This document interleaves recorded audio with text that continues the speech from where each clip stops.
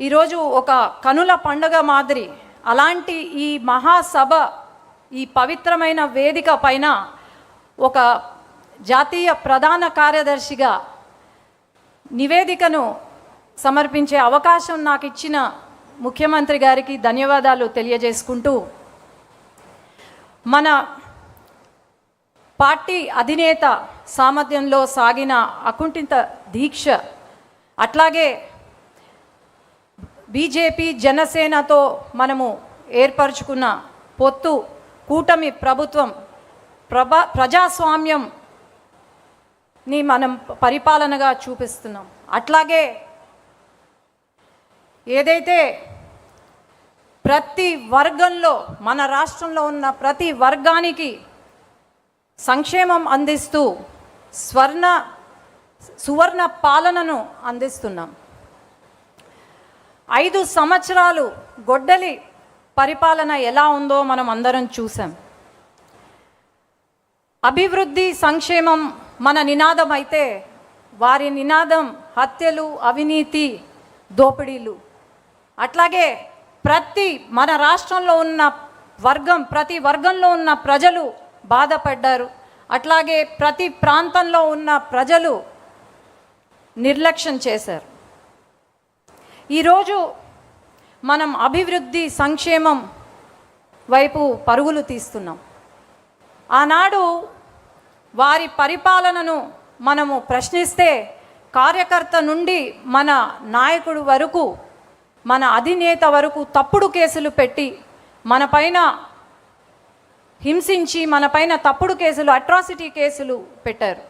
మన కార్యాలయం పైన దాడి చేశారు. అట్లాగే మహిళలు అని కూడా చూడకుండా మన పైన దాడి చేయడం, అట్లాగే అసభ్యకరంగా మాట్లాడడం, మన వ్యక్తిత్వాన్ని కించపరచడం చేశారు.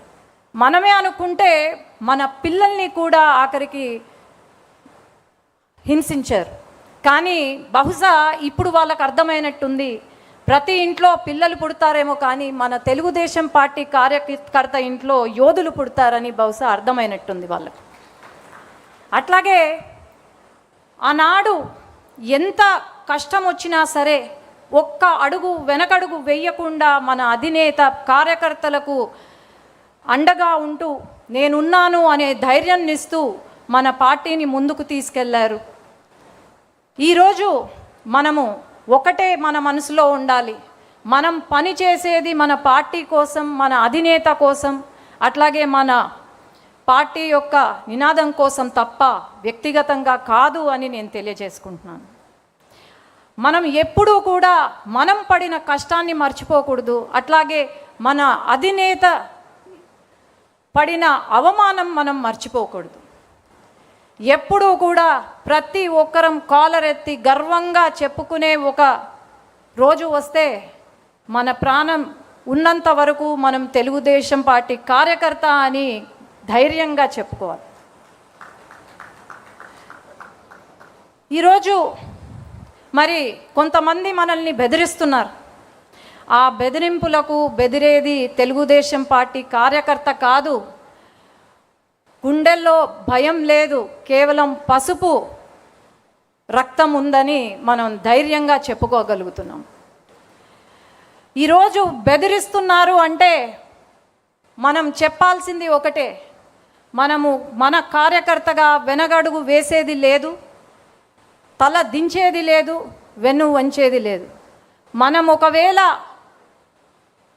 వెను వంచినా లేకపోతే తల దించినా అది కేవలం నా జెండా కట్టడానికే తప్ప ఇంకేమీ కాదు.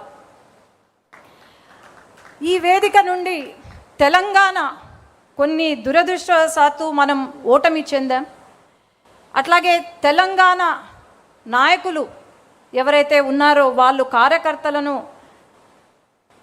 కలిసిమెలిసి ప్రయాణం చేస్తూ అక్కడ, అట్లాగే ప్రతి క్షణం మన సమస్యలపైన, తెలంగాణ రాష్ట్రంలో ఉన్న సమస్యలపైన పోరాడుతూ ఉన్న మన నాయకులను ఈ సభ ద్వారా అభినందన చేస్తున్నాం. అట్లాగే ఈరోజు గల్లీ నుండి ఢిల్లీ వరకు మన జెండా ఎగురుతుంది. మన తెలుగుదేశం పార్టీ, మన తెలుగు ప్రజల ఆత్మగౌరవాన్ని నిలుపుతున్నాం, తెలుగు గళాన్ని వినిపిస్తున్నాం. అండమాన్ దీవుల నుండి కూడా మన తెలుగుదేశం పార్టీ జెండా రెపరెపలాడుతుంది అంటే అది తెలుగుదేశం పార్టీ యొక్క గొప్పతనం అని నేను గర్వంగా తెలియజేసుకుంటున్నాను. ఈరోజు దేశంలో ఏదైనా విపత్తు వచ్చినా, ఏదైనా కష్టం వచ్చినా ఎప్పుడు కూడా తెలుగుదేశం పార్టీ వెనకడుగు వేయలేదు. ఎప్పుడు కూడా దేశ స్థిరత్వం కోసం, రాష్ట్ర హక్కుల కోసం, అట్లాగే ఫెడరల్ స్పిరిట్ కోసం, ప్రజాస్వామ్యం కోసం ఎప్పుడు కూడా దేశంలో గలం వినిపించిందే తప్ప ఎప్పుడు కూడా వెనకడుగు వేయలేదు. మనం సూపర్ హిట్ ఈ 2 సంవత్సరాల పాలనలో సూపర్ 6ని సూపర్ హిట్ చేశాం. దీపం 2 పథకం కింద 3 గ్యాస్ సిలిండర్లు ఇస్తున్నాం. తల్లికి వందనం, ఫ్రీగా బస్ సర్వీస్, అట్లాగే రైతులను ఆదుకుంటున్నాం. ప్రతి ఒక్కరి ఇంట్లో వెలుగులు తీసుకొస్తున్నాం. ప్రతి వర్గం, ప్రతి కులం, ప్రతి మతానికి న్యాయం చేస్తుంది మన కూటమి ప్రభుత్వం. ఈరోజు అభివృద్ధే కాకుండా, సంక్షేమమే కాకుండా అభివృద్ధి వైపు పరుగులు తీస్తున్నాం. నారా లోకేష్ అన్న గారి కోరిక 24 లక్షల జాబులు యువతకు అందించాలని, ఆ కోరిక కూడా త్వరలో నెరవేరబోతుంది. యువత భవిష్యత్తు అంటనే గుర్తుకొచ్చే పేరు నారా లోకేష్ అన్న. అట్లాగే తెలుగుదేశం సింహానికి శక్తి గర్జన ఎలా అవుతుందో మన తెలుగుదేశం పార్టీకి శక్తి నారా లోకేష్ అన్న అని నేను గర్వంగా చెప్పుకోగలుగుతున్నాను. ఈరోజు రాష్ట్రంలో 2 సంవత్సరాల కాలంలో 23 లక్షల కోట్లతో పెట్టుబడులు తీసుకొచ్చాం. దాదాపు 800 పైన కంపెనీలకు ఏదో ఒక రోజు, ప్రతిరోజు శంకుస్థాపనలు కానీ ప్రారంభోత్సవం కానీ జరుగుతూనే ఉంది. కానీ గొడ్డలి పార్టీ సమయంలో ఒక్క కంపెనీ కూడా రాలేదు అని నేను చెప్తున్నాను. అట్లాగే సంక్షేమం, అభివృద్ధి, జాబ్సే కాకుండా ఒక పక్క ఇరిగేషన్ ప్రాజెక్ట్స్ని పూర్తి చేస్తున్నాం. శాంతి భద్రతను మనము చూసుకుంటున్నాము. ఇలా చేసుకుంటూ పోయి 5 సంవత్సరాల కాలంలో మనం అనుకున్న టార్గెట్ రీచ్ అవ్వబోతున్నాం. అలాగే నా స్పీచ్ కంప్లీట్ చేసే ముందు యువగలం పాదయాత్ర గురించి చెప్పాలి.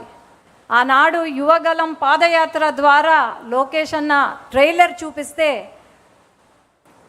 ఈరోజు ప్రజలే సినిమా చూపించారు మన గొడ్డలి పార్టీకి. ఆనాడు ప్రతి అడుగున అడ్డంకులే. ఆ అడుగులు ఈరోజు శక్తిగా మారి, ఆనాడు యువగలం అడుగులే ఈరోజు శక్తిగా మారాయని గర్వంగా చెప్తున్నాను. అట్లాగే ఈరోజు ఈ పవిత్ర సమయాన ఈ మహాసభ ముందు 7 ముఖ్యమైన చరిత్రాత్మక నిర్ణయాలను ఉంచుతున్నాను. అధినేత నాయకత్వంలో మరో ఆలోచనకు తావివ్వకుండా తెలుగుదేశం పతాకం నిరంతరం రెపరెపలాడేలా ముందుకు సాగాలి. ప్రజా శ్రేయస్సే లక్ష్యంగా నడుం బిగించి ప్రభుత్వానికి అండగా నిలవాలి. ప్రత్యర్థుల దుష్ప్రచారాన్ని గ్రామ స్థాయి నుండి రాష్ట్ర స్థాయి వరకు బలంగా తిప్పికొట్టాలి. మన ప్రభుత్వం చేపడుతున్న అభివృద్ధి సంక్షేమాలను ప్రజాక్షేత్రంలోని బలంగా తీసుకెళ్లాలి. ఆధునీకరించబడిన పార్టీ సిద్ధాంతాలను ప్రతి కార్యకర్త చిత్తశుద్ధితో ప్రజల్లోకి తీసుకెళ్లి ప్రచారం చేయాలి. మన రాజకీయ ప్రత్యర్థి జిత్తులమారి నక్క లాంటివాడు. అతని అవినీతి అక్రమాలపై ప్రతి కార్యకర్త డేగ కన్నులతో నిఘా వేస్తూ ప్రజలకు నిత్యం వివరిస్తూనే ఉండాలి. కుల, మత, ప్రాంతీయ విద్వేషాలు రెచ్చగొట్టే అసాంఘిక శక్తులు కదలికపై నిరంతరం అప్రమత్తంగా ఉండాలి. తెలుగు జాతి గౌరవం కోసం, తెలుగుదేశం పార్టీ కోసం జోహార్ ఎన్టీఆర్, జై తెలుగుదేశం, జై నారా చంద్రబాబు నాయుడు గారు, జై లోకేష్ అన్న, జై హింద్. థ్యాంక్ యూ శబరి గారు.